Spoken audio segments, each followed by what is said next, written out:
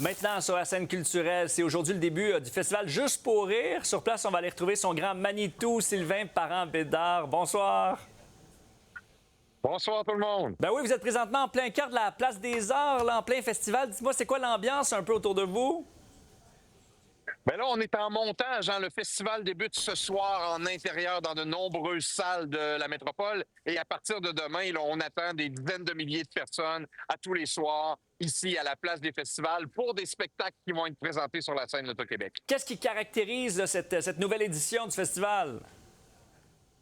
Écoutez, je pourrais vous dire que définitivement, c'est une pierre d'assise, une pierre angulaire de la relance. C'est très, très important pour nous, avec une vision à moyen et long terme, mais définitivement, le retour des artistes internationaux, le retour des artistes de la francophonie. On parle de Jamel Debbouze, on parle de Jarry, on parle de grands artistes de la Grande-Bretagne, des États-Unis aussi, et des spectacles concepts uniques qui vont être présentés à partir de demain, ici, gratuitement sur la place des festivals. Parce que c'est ça, vous avez acquis le festival il y a un an.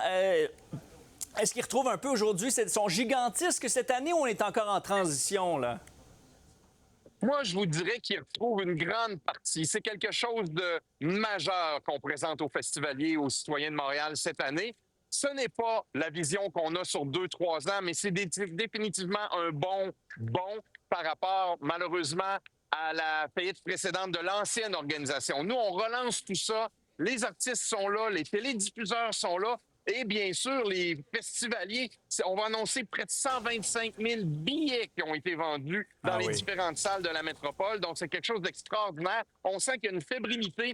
Juste pour rire et Just for Laughs ont manqué l'année dernière aux citoyens, aux touristes, aux artistes. Et là, c'est vraiment la fête qui revient. Vous dites vouloir même devenir le Walt Disney de l'humour. Expliquez-nous ça un peu, là. Bien, écoutez, en fait, on est reconnu, Juste pour rire et Just for Laughs, c'est la marque la plus reconnue à travers le monde dans la francophonie et dans l'anglophonie. J'ai voyagé pendant un an depuis l'acquisition et c'est quand même assez extraordinaire l'appréciation qu'ont les citoyens du monde entier envers la marque. Donc, nous, on souhaite, à partir de Montréal, à partir du Québec, de la métropole, développer différentes propriétés intellectuelles, que ce soit sur scène en stand-up, mais aussi en cinéma, en télévision, des scénarios écrits, des scénarios improvisés, et on aimerait pouvoir exporter à partir du Québec tous ces contenus-là grâce aux artistes d'ici, mais aussi d'ailleurs qui apprécient beaucoup Juste pour rire et Just for Laughs. Donc, dans les prochains jours, ça va être très animé à l'extérieur. Parlez-nous un peu de la programmation. Donc, à l'extérieur, en salle. Oui, sur la rue Sainte-Catherine, l'esplanade de la Place des Arts, énormément d'activités pour la famille. Sur la place des festivals, plein de spectacles concepts uniques avec Matt Duff, par ailleurs, demain, qui va faire Céline tout en paillettes. C'est une genre de parodie, si on veut, de Céline Dion. On se donne rendez-vous, c'est bienveillant. Et différents autres spectacles extérieurs très, très intéressants.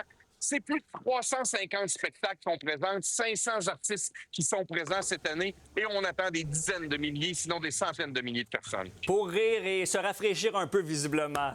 Merci beaucoup. Oui, définitivement.